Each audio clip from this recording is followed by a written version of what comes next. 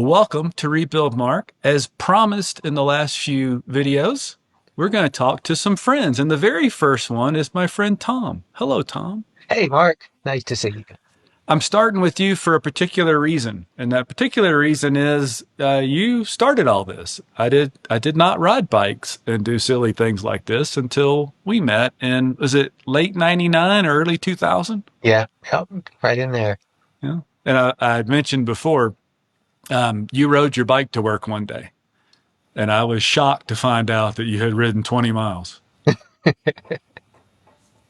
When did and this is a big deal for me personally because you've been my guide through the cycling world and got me started and taught me how to ride in pace lines, and when I was good enough brought me to the old grizzled mean cyclist in town to really learn how to ride in pace lines. Yep, yep. You got me into triathlons in the beginning.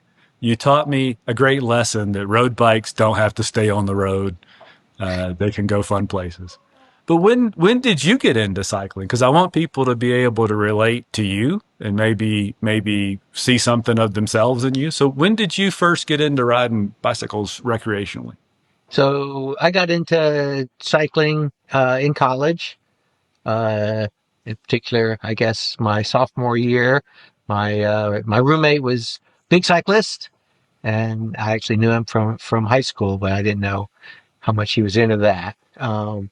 And he lent me a bunch of equipment and let me use that gear until I was able to afford to buy my own. And we started a little cycling club that would ride together, and we do some races together. And we would actually travel around to some of the local races, and we'd sit around the night before, and we would talk about specs of tires and what gears to use, and all of the little minutia, that can fill up so much time in conversations. And it actually kind of reminds me, now all the conversation is FTP and power and all that, but back then it was all gear, and so kind of talking about gravel tires and they can go on forever and ever. That reminds me of those old days. Yeah, the conversation's the same conversation. It's just about different stuff at different eras of Yeah, what we're yeah, doing. it really is. And by the time we met, you were doing triathlons a lot and still running a lot. But it seems like lately you're more cyclist than anything else. Is that the case? That is definitely the case. Yeah, I got disillusioned with triathlon after a little while. It seemed very type A, the people there. And so to me, it wasn't super friendly. And I was never much of a fan of swimming. That was always a bit of a chore, doing laps in a pool. So I quit doing that. But I did hang on to running. I coached a cross country team in high Mhm. school. I had the pleasure of actually teaching my own kids as they were going through high school, and some of my best memories, were teaching kids to love to run. And we would paint ourselves in black and gold at the state championships, and run around and be idiots and come in last, right? But who cares? But you had fun. Exactly. Yeah. Um, So for a while, I was a runner in the fall and winter, and a cyclist in the spring and summer. Um, but the cycling was always my favorite. The you could go a lot further and see cool things and go fast down twisty little hills. And I found out that it was just a joy to get lost in the little back roads of upper of Tennessee. I think you know exactly what I'm talking about there. I do. You shared that love with me, and I'm greatly appreciated. Absolutely. Yeah. And I want to come back to that because I think that area of the country has a particular relevance for what we're going to do in Kansas together. But the other thing that you've done that I'm a wee bit jealous of is you've been in Europe a few times and done some of these sportif events before really well known cycling. The most recent one, wasn't that last year you did the Flanders I did. I sportif? did Flanders last year. That was it was actually one of the first ones that went well. Because you broke a shoulder or I, I something one my time. first one was the Tour of Romandy in Switzerland, and rather than finish at the top of the mountain, I finished in a Swiss hospital where they offered me vodka before letting me go, which I thought was kind of interesting. I don't have any vodka, but I do have a little. Oh, excellent, excellent. Um, and then one of the coolest experiences was I actually got to represent the U.S. in the UCI Grand Fondo World Championships. And so being around there, wearing the stars and stripes, getting to see all the other countries' jerseys and that kind of thing, that was really a neat experience as well. Yeah.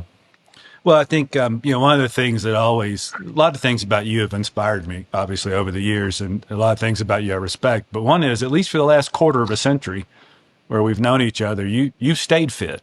You've always worked on that. Where a lot of us, and I will point out, I don't think it's naturally easy for you. I don't want people to think, well, it's just easy for this guy genetically. I don't think that's the case. I think you have worked with it because there have been times in life where you weren't particularly fit. Uh, Um, yeah, but you have worked at that over the years, and it's inspiring that you stayed in good shape. I had about an 8 year period when my kids were little that I got out of cycling, and it was like truly a switch went off in my head. I was just got sick of feeling bad and feeling, tired all the time. I was actually on a trip to Annapolis, and I just had eaten myself silly the day before. And I went out and I ran 3 miles, and it about killed me. And I came home, and in 4 months I lost 40 pounds, and I'm back down where I should be, and have kept it since then. Yeah, cool. Um, the thing I wanted to point out, especially in relation to where I am on the Front Range in Colorado, I think the terrain that we used to ride together, and you still ride North Alabama, Southern Tennessee, actually is more relatable to Kansas because people think Kansas is flat. And what we'll be doing in June, was it May 31st, whatever, late May, early June, not flat at all.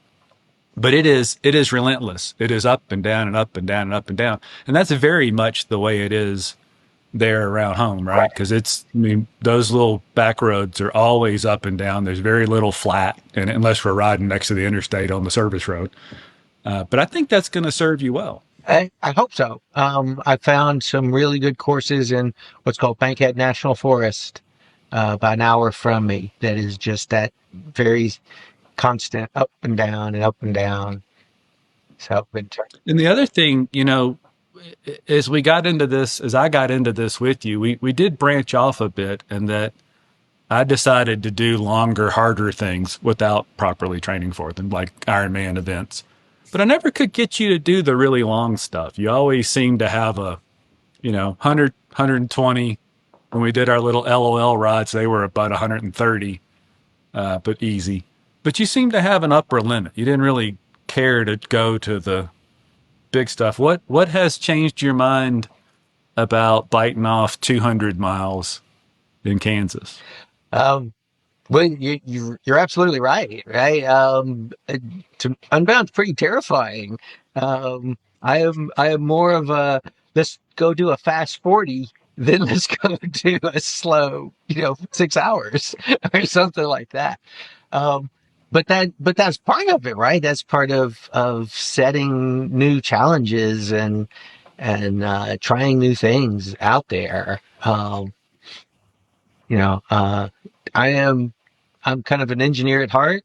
I like that methodical build up where you do A and then you do step B and then you do step C. But I don't have a freaking clue what I'm going to be like at mile 160, right?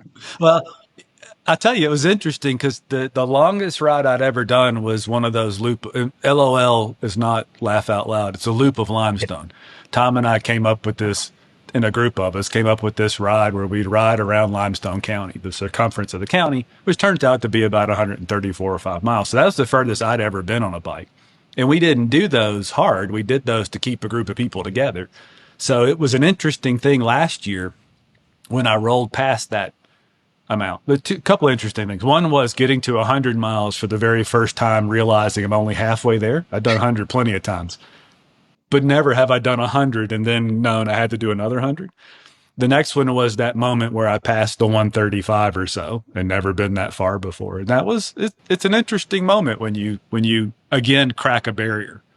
Yeah. Yeah, but to answer your question, it's actually very simple. I am doing Unbound because you asked me to, right?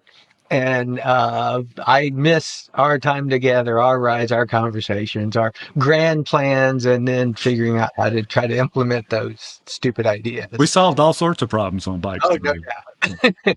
Yeah, Well, I have to tell you, and I said this last year. One of the very first thoughts that crossed my mind when I finished last year was Tom has to do this. This is everything that we used to do, wandering around trails we shouldn't have been on road bikes, all wrapped up in an event in a crazy place that's well supported. So it was the very. I'm so thankful that you're willing to do this, and I had hoped that we could do it together. I don't know that I'll be fit enough to ride with you, which brings me to the next point. What do you think is going to be what are the things that are on your mind as the challenging part? Because in my mind, you've got all the fitness all day long for this. You know, you've always had a problem that I've never had, and that you have performance expectations. You think you should be going fast. I never had that problem. I'm happy to crawl along at whatever speed. But I think that, the challenge that you have is not fitness at all. It's not bike handling. You got all that in spades. What do you think is the challenge that's gonna be the thing that you have to tackle on that long day? Oh, I definitely think it's about controlling those expectations, controlling what I think I can do, pacing, getting enough nutrition. Um, and so um, a sincere hope of mine is that we will at least stay together to the first checkpoint. I think that would really help keep me under control and not shoot out at 250 watts and Well, end up. I'll refer you to Strava for my first hour last year, which was crazy hard. So I think that's reasonable because I do plan to go. I try and find my strengths, and my strengths are certainly not the things most people look for strength. My strengths are I know how to use groups to my benefit. Yeah. I know how to go deep in a pain cave and crawl my way out. So that maybe we will make it to the first checkpoint. That would be lovely. I do think that there have been two people in my cycling life that sweat at a magnitude that always amazes me. And those two people, when you're riding drop bar bikes, there's only been two people I've ever seen where sweat streams off the bottom of the drop bars as they ride. And you're one of those.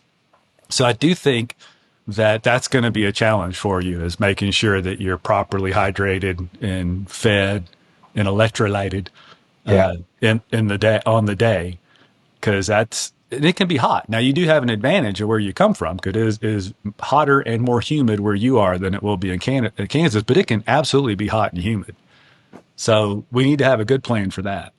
Definitely. Yeah. Yeah, we've already hit mid 80s here. So versus your snowing. Yeah, So, it's snowing here. Although I think it was 80s or 90s in Kansas this week too, oh wow. and Okay. rainy. Yeah. Mhm. So yeah, I'm concerned about, serious breakdown of equipment or biomechanics. Those are the, the two big fears. Uh, Mechanical breakdowns, either the bike or you. Is that the yes, idea? yes, that's exactly right. Yeah. So Well, I tell am. me about your bike because you we haven't ever done gravelly, well, official gravelly things together, and you recently got a new bike. What are you going to ride in Kansas this year? I did. I got a Canyon Grail. Um, and it's been great.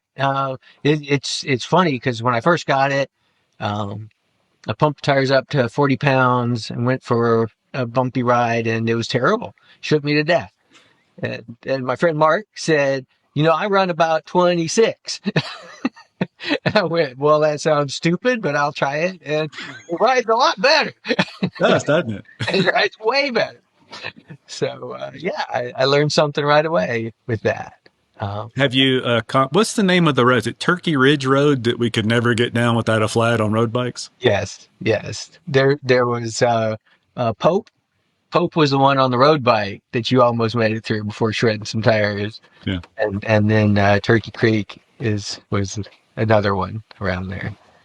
I don't know. Is there something you're looking forward to other than, you and I getting to do one of these things again that we haven't done in a long time together? Is there something specific about Kansas or about Unbound or the lore of Kansas that you've maybe looking forward to? Well, I mean, Unbound is the biggest gravel race in the world, bar none. And so, I mean, the chance to tick that off of your bucket list, that's huge. So just to experience that, see all those people, and then get to ride with you again. I'm very much looking forward to it. We've got a group of four of us here in Huntsville that did get in to Unbound, and we've been training some together. That's always a treat, finding people that are building towards a goal together.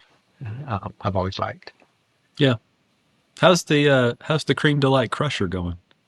Do we still Excellent, crush? excellent. Just this last Thursday, we averaged 22, and we had a guy there from Texas Roadhouse that about killed us, and I hung in there. Yet another ride that we got going from a little a very how old's the Cream Delights? That's from the 50s or so, right? It is, The ice cream store. It's a yeah. little ice cream shop in Athens, Alabama called the Cream Delight, and we started our ride in the parking lot across the street. And then Andrew came from California and said we need kits, which I can't believe we hadn't had because we make kits for everything back then. So now we have kits. And I actually, we were cleaning the closet out and I found a sealed little bag with a size medium Cream Delight Crusher kit that I had, hoping I'd one day fit in the medium again, which that day has not come yet. But I do have a brand new Cream Delight Crusher kit handy. It has not been, at when you were running it, we got up to nearly 40, 50 people at the time. We're running this last one, we ran 10, which was Yeah. decent.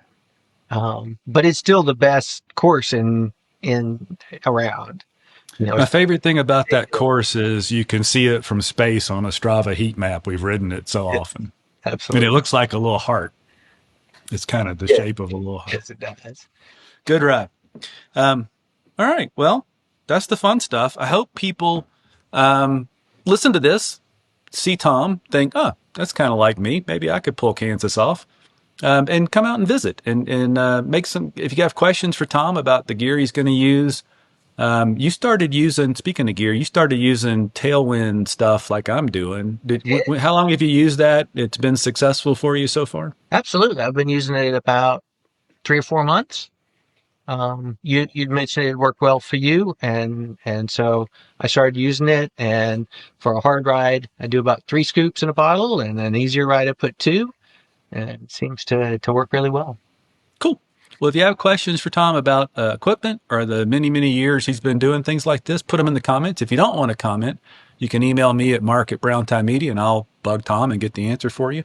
If you have any questions in general about such a crazy event, things you're preparing for, put those in the comments too. And Tom, we will talk again before we get to Kansas, I and sure. we'll certainly have a good time. I would love to try and figure out how one of us can go to the other place and we can ride together in the meantime. But either way, we're just a few weeks away from It's getting close. meet, meeting in Emporia. Absolutely, Well, thanks for doing this, and we'll talk again soon. absolutely, man. It's been a pleasure.